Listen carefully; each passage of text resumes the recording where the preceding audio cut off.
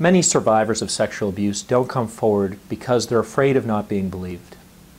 They've seen or heard on the news stories of survivors coming forward in trials only for their abuser to be found not guilty. It was a long time ago, there wasn't enough evidence, there's no witnesses, etc., etc. But it's important to appreciate that these stories are almost always about criminal cases.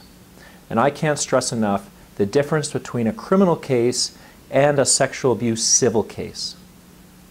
Generally speaking, a sexual abuse civil lawsuit is much easier to prove, and that's because of something called the standard of proof.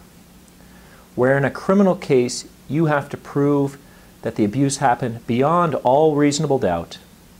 If you bring a civil lawsuit over that same abuse, the standard becomes much lower, requiring you to prove that the abuse happened on what's called a balance of probabilities. In other words, you have to convince a judge that it's more likely than not that you're telling the truth about the abuse.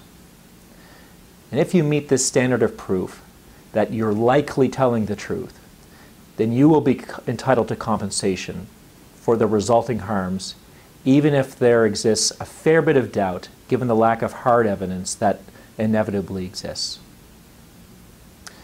Because of this lower standard of proof, many victims of childhood sexual abuse find a civil lawsuit to be a better way of seeking justice for the wrongs done to them.